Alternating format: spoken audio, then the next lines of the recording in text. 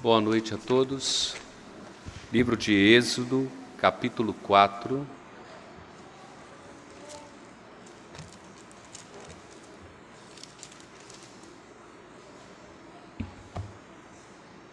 Êxodo, capítulo de número 4. Nós vamos fazer a leitura de forma responsiva, do primeiro versículo até o versículo de número 17. Êxodo, capítulo 4, do primeiro versículo até o versículo 17, leitura de forma responsiva. Respondeu Moisés: mas eis que não crerão, nem acudirão à minha voz, pois dirão: o Senhor não te apareceu.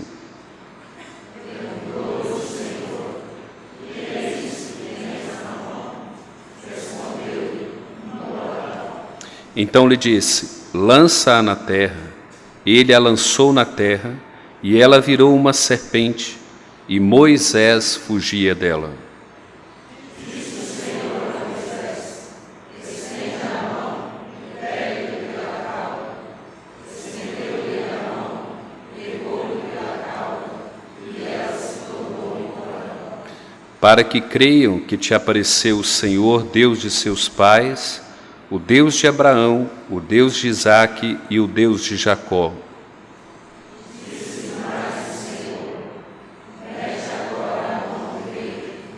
Ele o fez, e tirando-a, eis que a mão estava leprosa, branca como a neve. Disse ainda o Senhor: torna a meter a mão no peito.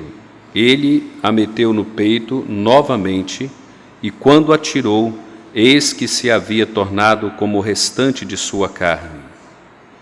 Se eles não creram, nem atenderam a evidência do primeiro sinal, talvez crerão na evidência do segundo.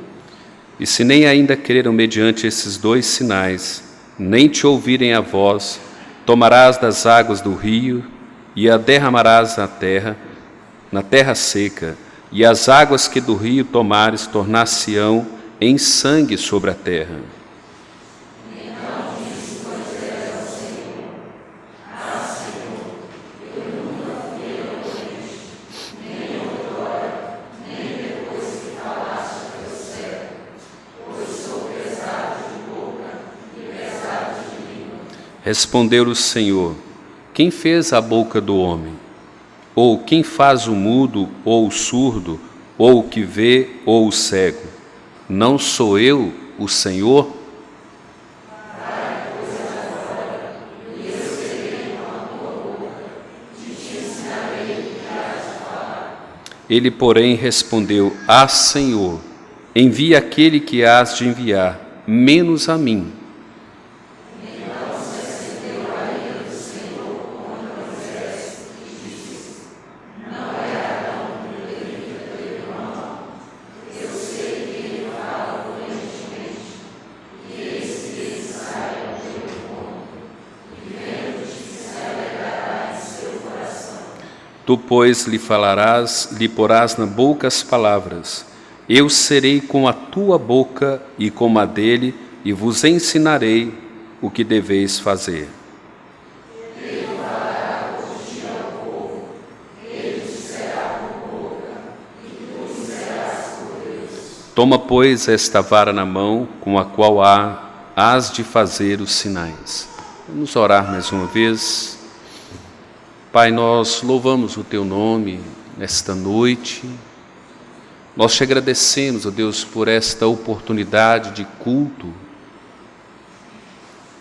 por essa expressão de adoração, ó Pai, que nós podemos ofertar ao Senhor, tributar-lhe honra, tributar-lhe glória, ó Deus, cantando, lendo a Tua palavra, orando, expressando a Ti, ó Deus, a nossa adoração. Muito obrigado, Deus, por esta noite, muito obrigado por esse momento. E nesse momento, quando nós lemos a Tua palavra, Momento esse oportuno, Deus, para a explicação da Tua palavra. Pedimos ao Senhor que graciosamente, pela Tua graça e pela Tua bondade, o Senhor nos abençoe, ó Pai.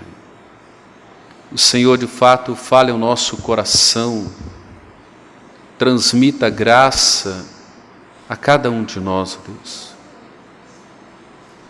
Permita, ó Pai, que Teu servo não seja visto como um pastor poderoso,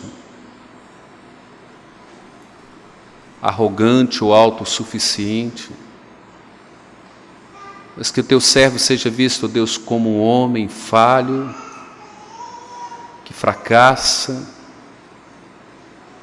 e que depende inteiramente da Tua graça, de toda a Tua suficiência, ó Deus, para a explicação da Tua palavra. Da mesma maneira, ó Deus, trabalha no coração de cada pessoa que aqui se encontra, como esta graça toda suficiente, e ensine a cada um, ó Deus, a Tua vontade. Ensine a cada um, ó Deus, a maneira como eles devem viver diante de Ti, de como devem servir ao Senhor, Te obedecer e Te honrar. Nós rogamos, ó Pai, a Tua bondade, nós rogamos a Tua graça sobre cada um de nós, em nome do nosso Senhor e Salvador Jesus Cristo. Amém, ó Pai.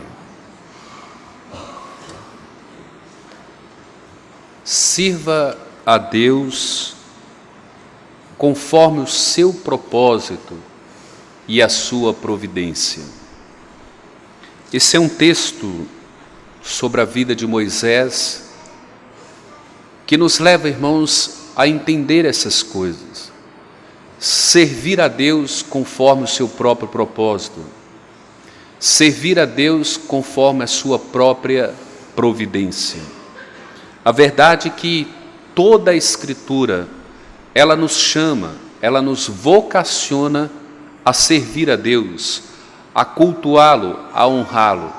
Quando nós falamos em servir a Deus, nós não resumimos isso apenas no trabalho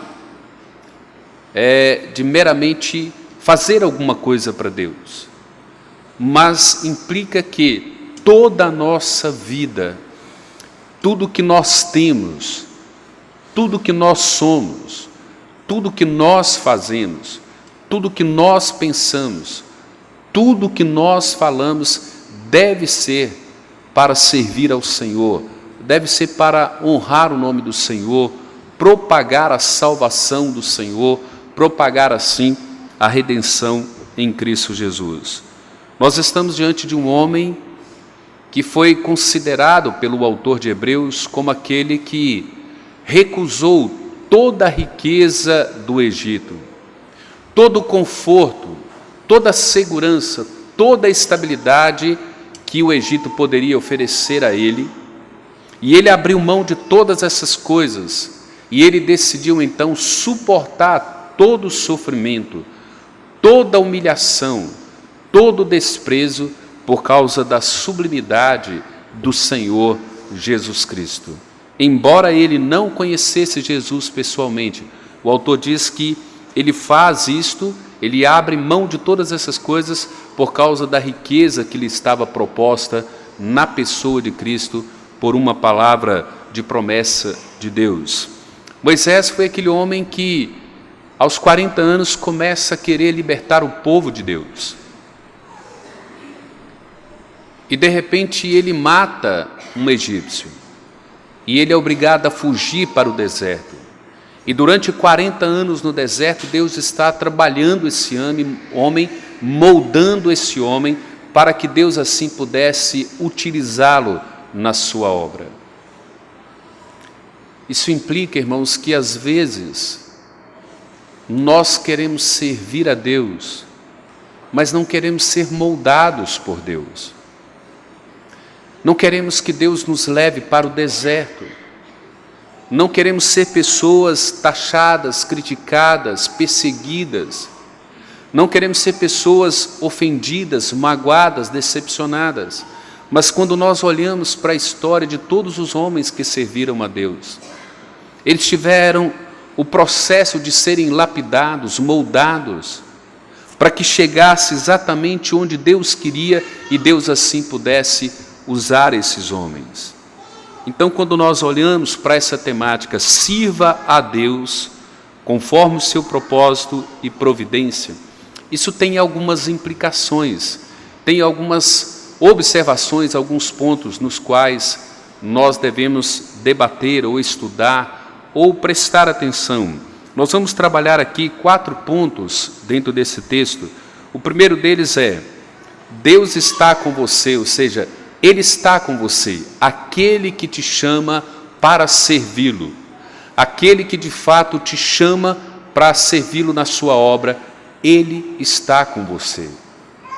Segundo, tenha consciência das dificuldades, a razão porque você sofre, a razão pela qual você tem opositores é porque você serve a Deus. E não crie uma mentalidade, porque nós servimos a Deus, amamos a Deus, nos comprometemos com Deus, que nós não teremos dificuldades, que nós não teremos perseguições, que nós não teremos oposições. Pelo contrário, devemos ter plena consciência de que servir a Deus implica em ter dificuldades, em ser perseguido. Terceiro, obedeça aos seus mandamentos. Se você é alguém que serve a Deus, você tem que colocar isso como prerrogativa para a sua vida. Servir a Deus implica obedecê-lo em toda e qualquer circunstância, ainda que isso custe a sua própria vida. Mas para servir a Deus, conforme o seu propósito, conforme a sua providência, nós temos que obedecê-lo. E por fim, para servir a Deus, você precisa se juntar a outras pessoas que andam com Deus. Observem isso. Não é se juntar com pessoas que frequentam uma igreja. É se juntar com pessoas que andam com Deus. Não basta apenas frequentar a igreja. Não basta apenas ser membro de igreja. É necessário que essas pessoas com as quais você se junta para servir a Deus, elas sejam pessoas que andam com Deus. Então vamos para o primeiro ponto. Ele está com você. Qual é a implicação? Esse é o primeiro questionamento de Moisés aqui. Logo no primeiro versículo ele diz assim: respondeu Moisés: mas eis que não crerão, nem acudirão à minha voz, pois dirão: o Senhor não te apareceu. O Senhor não está com você, Moisés. Quem é você, Moisés, para nos trazer palavras dizendo que Deus assim o disse, que Deus assim o falou? E é interessante, irmãos, que o contexto de Moisés é um contexto muito complicado.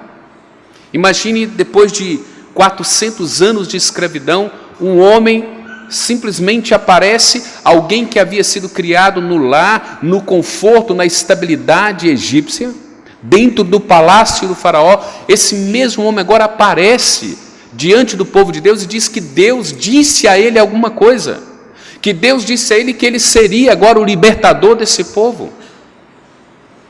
Mas você precisa entender que você nunca estará sozinho na obra do Senhor. Como é difícil a gente entender isso, irmãos. O pastor Jorge não está operando, trabalhando nesta igreja sozinho. Ele não é o único que trabalha nesta igreja. Ele não é o único que serve a Deus nesta igreja.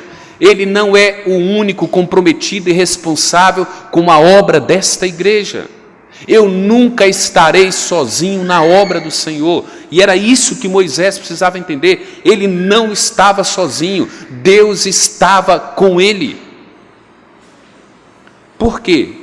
A pergunta é essa: por que nós nunca estaremos sozinhos na obra do Senhor?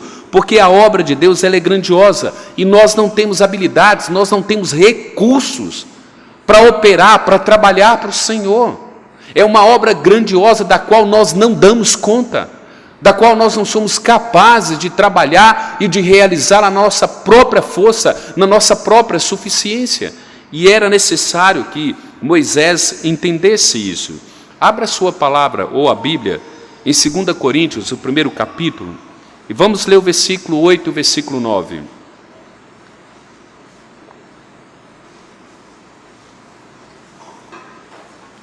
Segunda Coríntios, primeiro capítulo, versículos 8 e 9.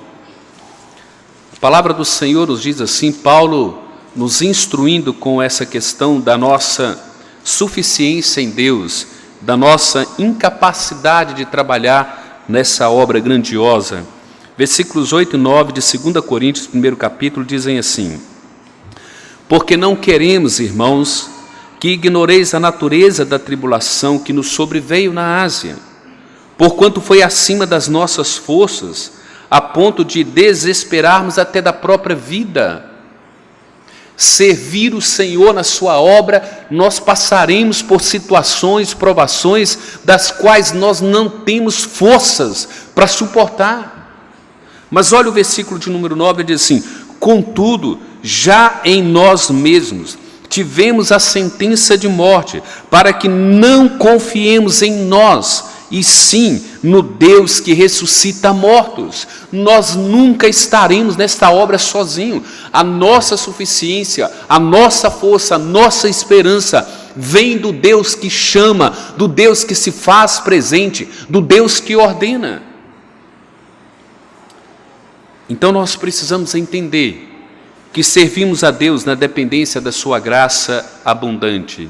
Olha os versículos 2 e 3. Diz assim: perguntou-lhe o Senhor, que é isso que tens na mão? Respondeu-lhe, uma vara, uma mera vara. Versículo 3, então lhe disse, lança-a na terra. Ele a lançou na terra, e ela virou uma serpente, e Moisés fugiu dela. E logo depois ele manda Moisés colocar a sua mão no peito, e a sua mão, e o peito ficam leprosos. Depois ele pede para retornar a mão e ele está curado novamente. Depois ele usa o sinal do rio, transformando a água do rio Nilo em sangue.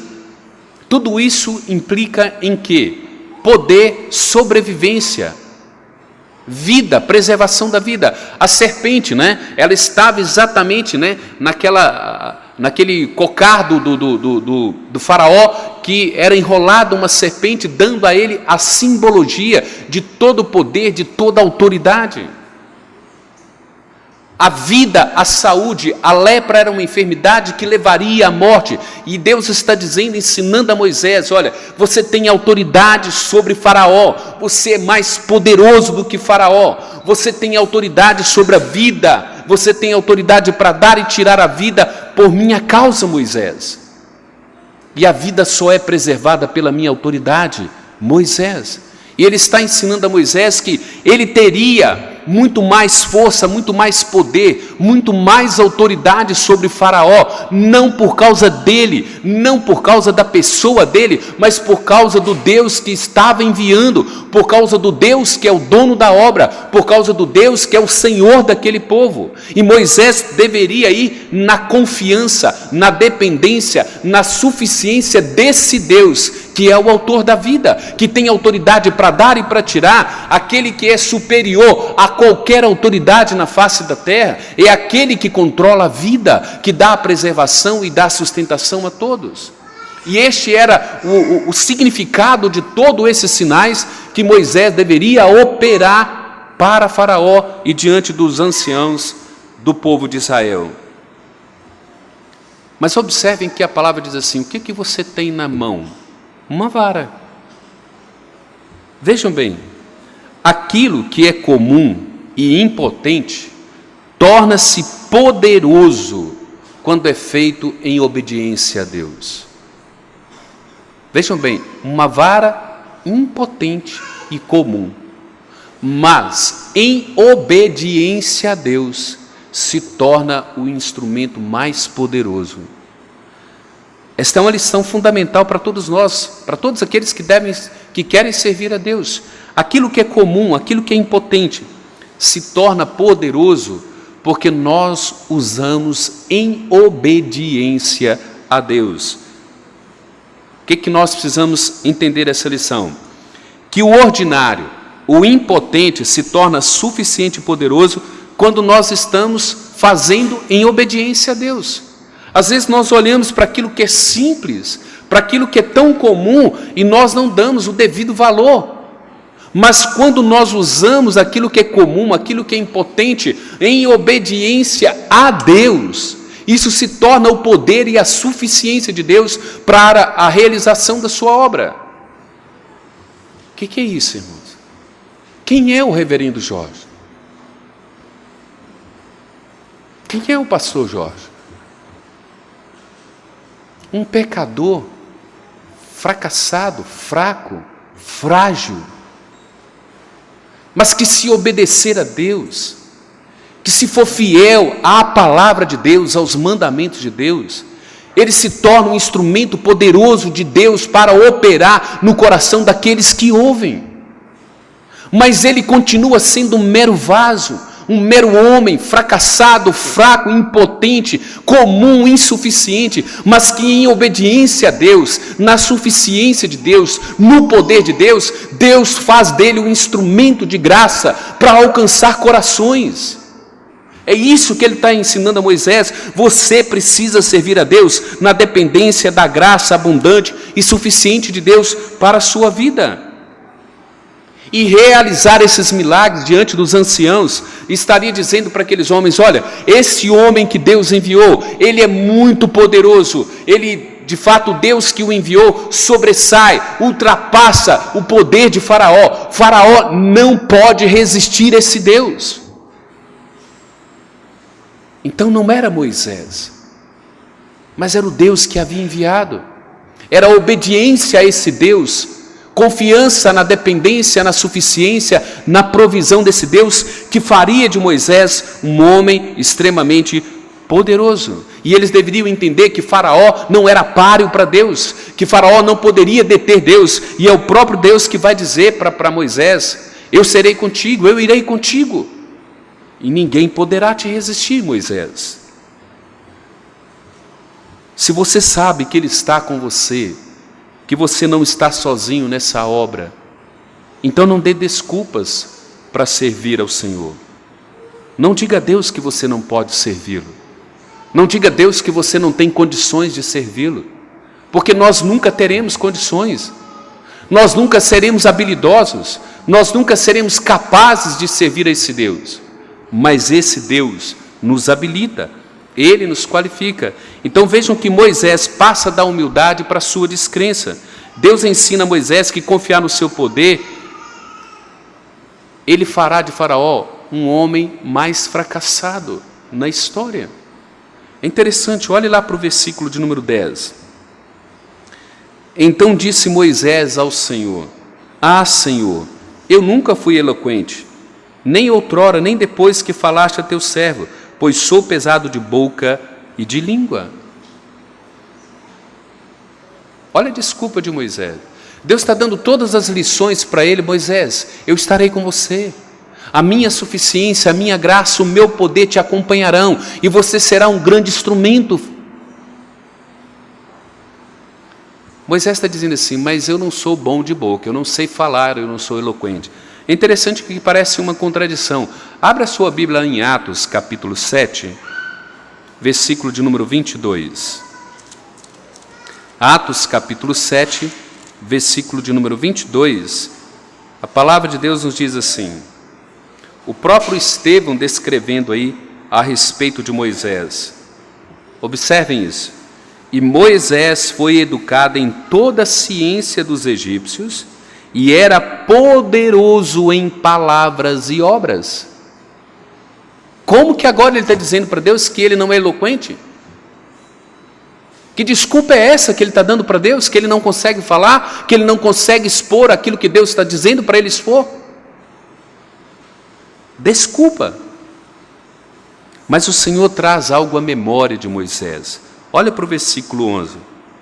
Respondeu-lhe o Senhor: quem fez a boca do homem, Moisés? Quem é que faz o surdo? Quem é que faz o mudo? Quem é que faz o cego? Quem é que faz aquele que vê? Qual é o seu problema, Moisés? Qual é a sua dificuldade para poder me servir?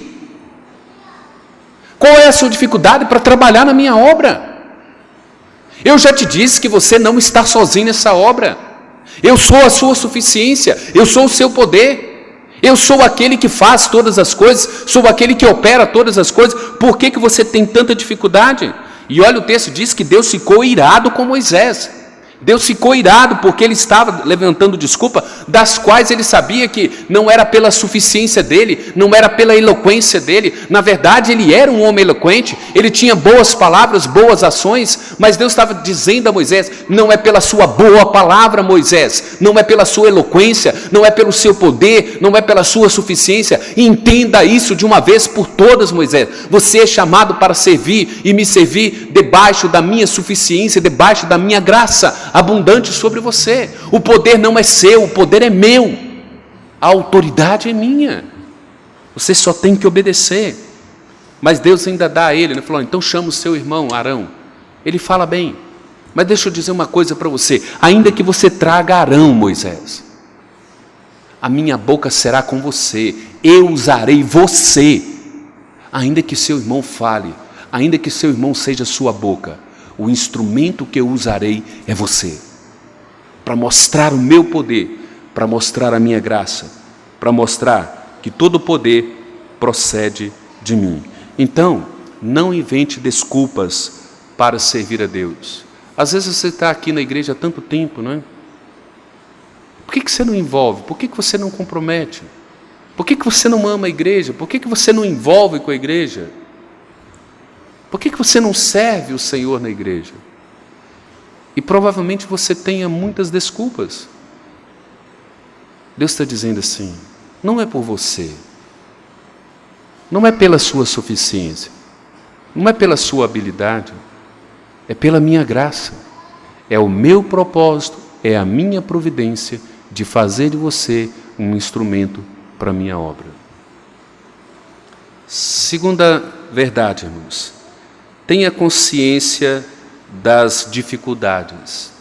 Olhe para o versículo de número 18 até o 23. Moisés então vai chegar até o seu sogro chamado Jetro e diz que precisa voltar com a sua família para o Egito.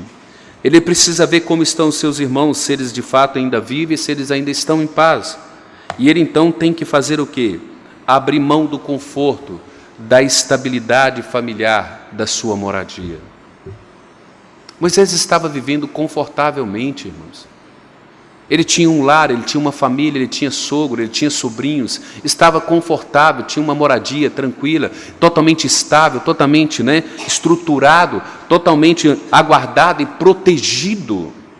Mas ele tem que abrir mão dessas coisas. Ele tem que pedir permissão para o sogro, falar: olha, eu preciso levar a sua filha, meus netos, e eu preciso voltar para a cidade do meu povo, para ver se de fato eles ainda estão vivendo, se de fato eles têm paz, porque Deus tem me chamado, Deus se apareceu a mim na sarça ardente e me ordenou que eu vá e liberte esse povo, o meu povo precisa ser liberto. Então ele tem que sair de toda essa comodidade, de todo esse conforto, de toda essa estabilidade. Ele precisa abrir mão de toda essa estrutura e começar do zero e voltar para uma incerteza e caminhar em sentido a uma guerra, sentido a uma batalha, e ainda levar a esposa, ainda levar os filhos para servir o Senhor em plena obediência. Ele precisava ter ciência de que as dificuldades eram grandes, mas o Senhor Jesus nos ensina isso lá no Evangelho de Lucas. Você só é digno de mim se você não amar a sua família mais do que a mim. Para servir a Deus, irmãos, nós precisamos estar cientes de que as dificuldades, elas são reais, elas existem. No momento em que nós nos comprometemos em servir a Deus, tenha plena consciência, nós enfrentaremos grandes dificuldades, grandes provações, grandes ameaças, grandes lutas, grandes opositores, grandes perseguições. Observe no versículo 21, ele diz assim: olha, disse o Senhor a Moisés: quando voltares ao Egito, vê que faças diante de Faraó todos os milagres que te lhe hei posto à mão, mas eu, observem isso, mas eu lhe endurecerei o coração para que não deixe o meu povo ir. Vejam isso, teremos dificuldades, resistência, provindas da própria mão de Deus. Deus levanta os nossos opositores. Deus levanta aqueles que nos atacam, que nos criticam dentro da igreja, para nos colocar no devido lugar. E nós precisamos entender que Faraó era um instrumento maligno da parte de Deus. Deus disse a Moisés: eu vou endurecer o coração de Faraó, e ele será um opositor a você, e ele não deixará o meu povo partir. Quem sabe Moisés disse: opa, não vou mais, não vou te servir mais. É loucura. O Senhor diz para eu ir lá libertar o povo, para fazer sinais e prodígios, e o Senhor mesmo está dizendo que o Senhor há de endurecer o coração de Faraó, para que ele não se submeta? Isto, Moisés, porque eu tenho um poder ainda maior para manifestar sobre a vida de Faraó.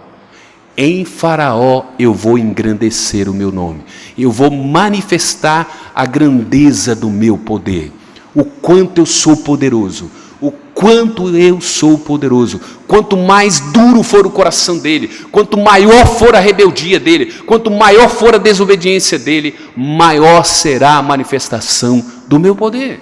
Isso implica, irmãos, que nós precisamos entender. O próprio Deus avisa: eu vou endurecer o coração de Faraó. Ele decretou isso, embora Faraó seja responsável, é o coração dele, é a atitude dele, é a dureza dele, mas Deus está no controle de todos aqueles que se levantam contra nós dentro da igreja, todos aqueles que se opõem ao trabalho do Senhor na igreja.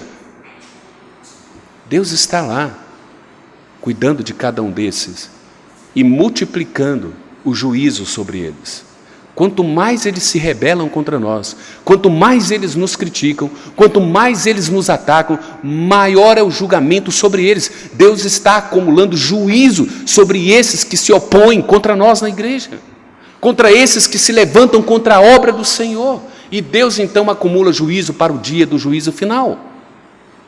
Mas é Ele que está dizendo: sirva ao Senhor. Você se coloca em batalha com o inimigo, e as batalhas são difíceis e podem resultar até em mortes. Olhe para os mártires da história da igreja. Por que queimaram John Hus em uma praça pública? Por que decapitaram João? Por que apedrejaram Estevão? O que é que Estevão estava fazendo de errado? Pregando o evangelho pela justificação pela fé, defendendo a justificação pela fé, e ele é levado ao apedrejamento. Então nós precisamos ter ciência, consciência de que nós teremos dificuldades, nós teremos oposições. Depois da saída do Egito, as dificuldades também viriam com o povo. Lembra, nós citamos aqui algumas vezes, na quarta e no domingo. O povo acaba de atravessar o Mar Vermelho, quando chega do outro lado, já começam a ter problema, dificuldade, crítica, oposição. Moisés, nós vamos morrer de sede. Moisés, nós vamos morrer de fome. Que Deus é esse que não cuida de nós, que não nos assiste? Não é a pessoa lá de fora, não é o povo de fora que está atacando Deus. É o povo que Ele libertou. É o povo que Ele passou, pelo Mar Vermelho, está lá do outro lado, agora está complicando a situação de Moisés, atacando a liderança de Moisés. E Deus diz a Moisés: Moisés, fica tranquilo, esse povo tem um problema comigo, não é com você. Esse povo não te rejeita, esse povo me rejeita. Esse povo é povo de dura serviço, é povo de coração duro.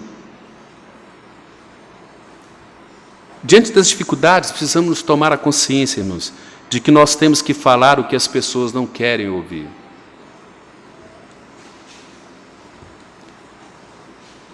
A gente não precisa ser tão infantil, para não acreditar que existem pessoas entre nós que não queiram ouvir isso, que não queiram ouvir um sermão como esse.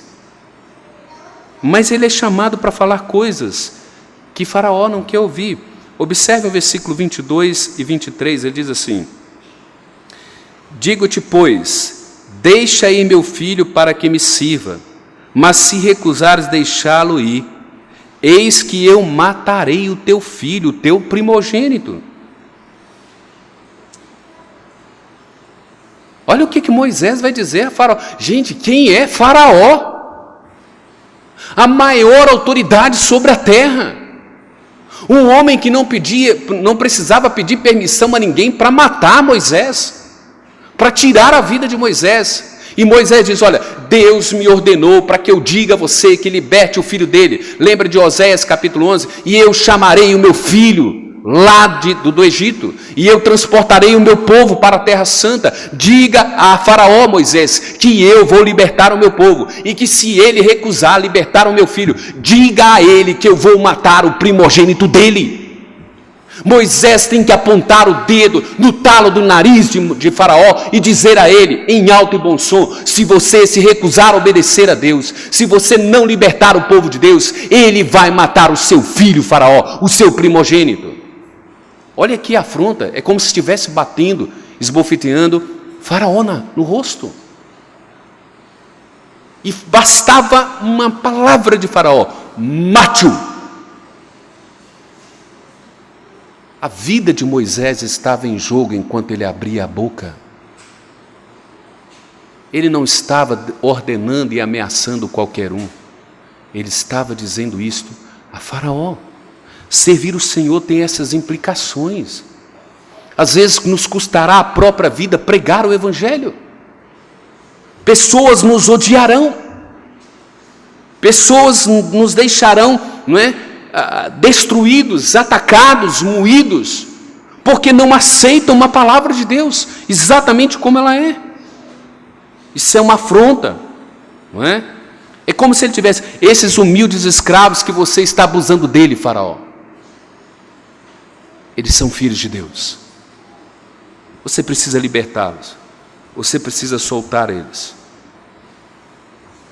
E aí nós entramos então na terceira implicação ou verdade: obedeça às suas ordens. Observe, irmãos, que se você deseja servir a Deus e você não está disposto a obedecê-lo, obedecer os seus mandamentos como Ele requer, você é alvo da ira de Deus. Não é meramente Faraó, mas aquele que foi chamado para servir. Se ele não está disposto a obedecer os mandamentos de Deus como Deus prescreve, ele se torna alvo da ira de Deus. Olhe para o versículo 24 e 26. Estando Moisés no caminho, numa estalagem, encontrou o Senhor e o quis matar. Deus não está querendo matar Faraó, é Moisés. Por qual razão? Um homem que ele chamou para libertar o povo dele, um homem que ele habilitou e qualificou para libertar o seu povo, um homem que que ele deu a ele sinais e prodígios para operar. Agora Deus está dizendo que está a ponto de matar esse homem. Por qual razão? Versículo 25 e 26 dizem assim: então Zípora tomou uma pedra aguda, cortou o prepúcio de seu filho, lançou-o aos pés de Moisés e lhe disse: sem dúvida, tu és para mim esposo sanguinário. Assim o Senhor o deixou. Ela disse: esposo sanguinário, por causa da sua circuncisão. Por que Deus queria matar Moisés?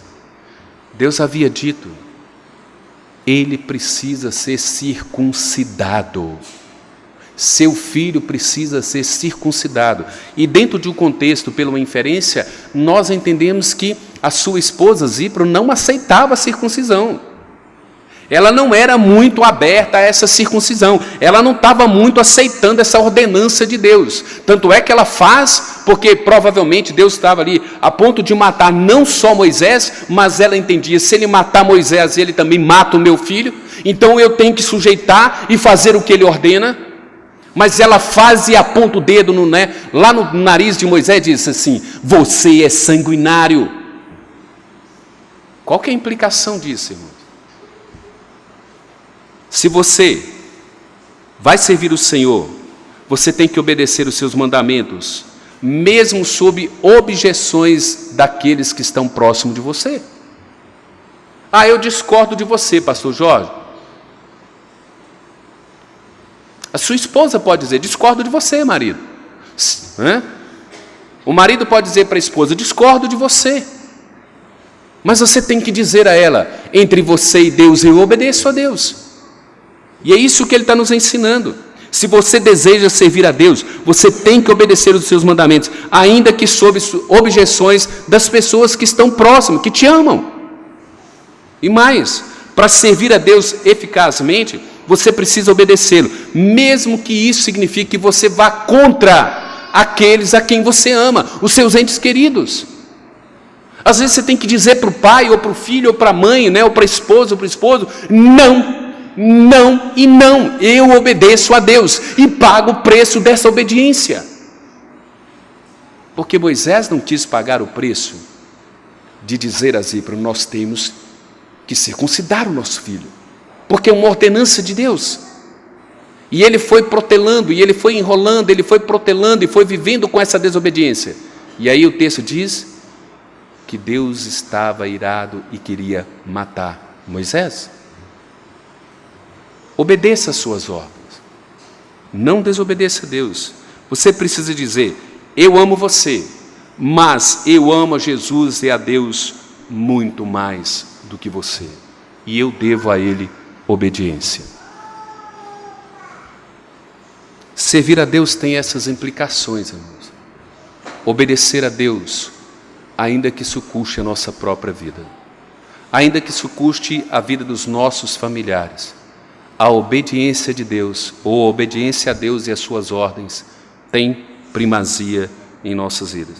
E por fim, irmãos, o quarto ponto: junte-se às pessoas que andam com Deus. E eu disse no início, não se junte às pessoas que frequentam igreja, que congregam em igrejas. Pessoas que frequentam igrejas, que congregam igrejas, mas que andam com Deus, que caminham o caminho de Deus. Versículo 27 a 31, nós temos a história que Deus manda chamar Arão para fazer aí uma parceria, não é, com Moisés. E ele diz: olha, Moisés será Arão será a sua boca, Moisés, mas a minha boca será com você. E há alguém que caminhará com você, que estará junto com você nessa obra, nessa empreitada, mas são pessoas que andam comigo, pessoas que eu mesmo escolho, pessoas que eu mesmo separo para a minha obra. Lembram da caminhada de Moisés e Josué? Quanto tempo Josué andou com Moisés? Nós nunca estaremos sozinhos. Lembram de Elias, quando reclama para Deus: Senhor, eu estou na tua obra sozinho? Não, Elias, eu conservei 7.000 joelhos que não se dobraram diante de Baal. Existem 7.000 homens lá embaixo que são fiéis a mim, que eu reservei, que eu separei, que andam comigo para somar com você na minha obra. E é isso que nós precisamos entender. A lição aqui é: você não pode servir a Deus efetivamente por si só. O pastor não conduz essa igreja sozinho, ele não dá conta, ele não tem habilidade, ele não é capaz. É por isso que nós precisamos de presbíteros, homens de fé, homens comprometidos, homens que andam com Deus, para somar juntamente com o pastor. É por isso que nós precisamos de diáconos, homens de fé, né? Homens plenos do Espírito Santo, homens que conhecem a palavra de Deus, para servir juntamente com o pastor. É por isso que nós precisamos de superintendentes, professores, presidentes de sociedades internas, diretorias, né? Regentes, todos esses, a comissão de música, todas essas pessoas. Nós não trabalhamos sozinhos na obra do Senhor, nós precisamos de pessoas que andam com Deus, para somar conosco na obra dele, porque nós não damos conta.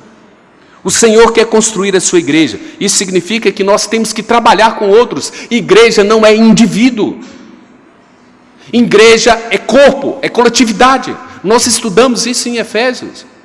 A igreja não é o Jorge, a igreja somos todos nós. Cada membro, cada parte do corpo forma a igreja, e o Senhor quer isso. Às vezes você trabalhará por décadas, mas encontrará resistência e dureza de coração. Irmãos, nós podemos ficar aqui 30 anos, 50 anos, 60 anos, nós encontraremos dificuldades, nós encontraremos irmãos que nos atacarão, que serão problemas, que causarão tristeza, que nos causarão decepções. Mas nós precisamos continuar trabalhando. Mas o comentarista desse texto diz assim: mas com frequência Deus graciosamente dá a você algumas pessoas fiéis para trabalhar juntamente com você. Deus levanta no seio da igreja pessoas fiéis, comprometidas, que somam conosco, que nos socorrem, que nos ajudam, que nos sustentam em oração, que se compromete, que dá a vida, que sofre, que choram juntamente conosco, para que a obra continue. E é isso. Nós precisamos nos juntar a essas pessoas que estão dispostas a andar com Deus, a caminhar com Deus, a somar conosco, a nos ajuntar, a nos criar uma estrutura para que a obra de Deus seja realizada. E Ele levanta você. Ele chama você. Você é mais um Moisés. Você é mais um Arão. Não é o pastor, não é o presbítero Jonas, mas cada um de nós somando como aquilo que Deus nos chama, como aquilo que Deus nos habilita, para que a igreja continue, para que a igreja progrida, para que o nome de Deus seja honrado. Trabalhe com eles, trabalhemos todos juntos, para que possamos construir a igreja de Deus, para que possamos sair do Egito, para que possamos entrar na terra prometida. Nós dependemos de cada um, debaixo da graça, debaixo da suficiência, debaixo do poder de Deus. Nós dependemos de cada um de vocês para que essa obra continue. Como eu disse na minha oração, irmãos, eu me entristeço muito quando eu vejo pessoas na igreja olharem para mim de achar que eu sou um pastor impecável, que eu sou um pastor extremamente teólogo, um pastor que dá conta de tudo sozinho. Eu queria que a igreja aprendesse a olhar para mim como um homem, um ser humano, fraco, frágil e que depende de Deus, incapaz de estar aqui nesse púlpito, insuficiente para estar no púlpito. Eu não tenho poder e eu não tenho força mais do que qualquer um de vocês. A única diferença é que se eu estou aqui, porque a graça de Deus me colocou aqui. E é a graça dele que me sustenta. Não é a minha inteligência, não é a minha força, não é a minha oratória, não é a minha capacitação, mas é a graça de Deus que me conduz como pastor nesta igreja. Implicações para a gente pensar, irmãos. Vamos pensar nessas coisas e vamos aplicar algumas coisas ao nosso coração. Implicações para você pensar. Nunca estaremos sozinhos na obra.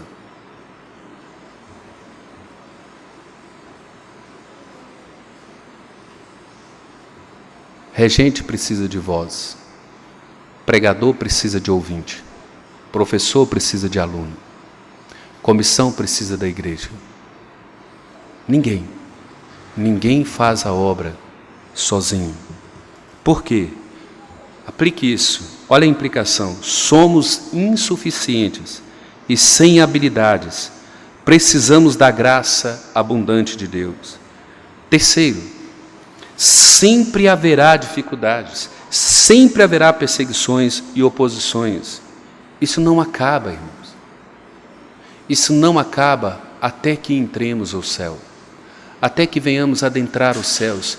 Perseguição, dificuldades, lutas e oposições sempre existirão. Quarto, obedeça ainda que vá de encontro às pessoas que você mais ama. Diz para a pessoa: olha, eu te amo. Você é minha vida. Eu te amo, você é minha vida. Mas eu não posso desobedecer a Deus. Eu não posso ir contra os mandamentos de Deus. Mas eu quero que você entenda que eu te amo. Eu te amo. Apesar de ir contra você, eu te amo. Eu obedeço a Deus. É primazia. Quinto, busque andar com pessoas que andam com Deus. Olhe para as pessoas dentro da igreja. Procure andar com pessoas que andam com Deus. Procure somar com pessoas que somam com Deus. Não se associe a faraós. Não se ajunte com faraós. Peça discernimento a Deus. Peça sabedoria a Deus. Aplicações, irmãos. Creia, Deus sempre estará com você na obra dele. Coloque-se no seu coração. Pastor Jorge nunca estará sozinho. Ele não está aqui por vontade própria. Ele não é pastor por vontade própria. Deus estará sempre comigo, ainda que com muitas dificuldades, provações. Sua obra é grandiosa para mim. Confesse isso, olha. Sua obra é grandiosa para mim, mas a sua graça é abundante, é suficiente. Ele me chamou para fazer coisas das quais eu não sou capaz, mas a sua graça, a sua suficiência me sustenta. Terceira aplicação: as dificuldades, as oposições são ferramentas para o propósito da glória de Deus. Assim como ele levantou o faraó, ele levanta muitos dentro da igreja. Mas ele vai manifestar o poder dele sobre essas pessoas. E essas pessoas verão a grandeza do poder de Deus. Mas eles são instrumentos de Deus para a nossa vida. Não é? Quando alguém se opor a você, quando alguém se levantar contra você, porque você obedece, porque você serve, lembre-se, Deus está ali. Deus está usando ele como instrumento para a sua vida, para quebrar o seu orgulho, sua vaidade, sua soberba, sua própria autossuficiência, para que você dependa dele, para que você confie unicamente nele. Quarta aplicação: creia, Jesus requer o seu amor acima de qualquer outro amor. Obediência a Deus e a Jesus é primazia acima das pessoas que nós amamos.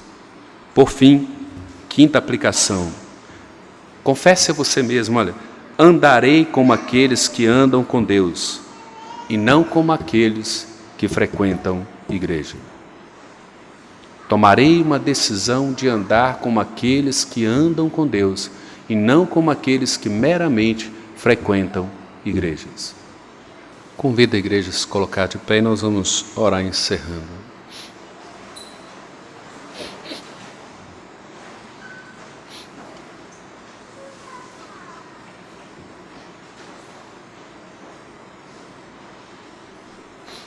Senhor, nós agradecemos a Ti, ó Pai.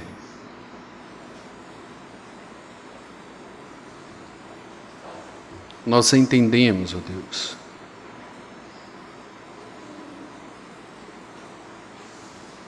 que a obra é toda Tua, Pai. Nós entendemos que não temos recursos, ó Pai. Não temos habilidades, não temos suficiência própria. Permita, ó Pai, que essa verdade cada vez mais tome consciência da nossa mente. Que a cada dia mais sejamos conscientizados, ó Deus, que a Tua obra é grandiosa e que nós somos plenamente insuficientes e inabilitados. Mas que a Tua graça, a Tua suficiência é abundante, ó Deus. Permita, ó Pai, que possamos reconhecer o nosso lugar na Tua obra e entender, ó Pai, que toda a suficiência vem de Ti. Derrama sobre cada um de nós essa graça maravilhosa. Derrama sobre nós, sobre cada um de nós, a Tua suficiência. E nos ajude, ó Pai, a nos ajuntar como aqueles que andam contigo. Nos ajude, ó Deus, a andar como aqueles que de fato valorizam a Ti, que têm a obediência a Ti como primazia, que estão dispostos, ó Deus, a enfrentar as lutas, as dificuldades e as provações por causa da Tua obra. Renova cada um de nós, ó Deus. Reaviva cada um de nós, para que sejamos instrumentos de bênçãos nas mãos do Senhor. Nós imploramos a Ti. Nós Te agradecemos, ó Pai, no nome precioso do nosso Senhor e Salvador Jesus Cristo. E que a graça do nosso Senhor e Salvador Jesus Cristo, que o amor do nosso Deus, eterno e poderoso Pai, que a comunhão e a consolação do Espírito Santo seja com todos vós e com todo o povo de Deus espalhado sobre a face da terra, agora e para todo sempre. Amém, Senhor.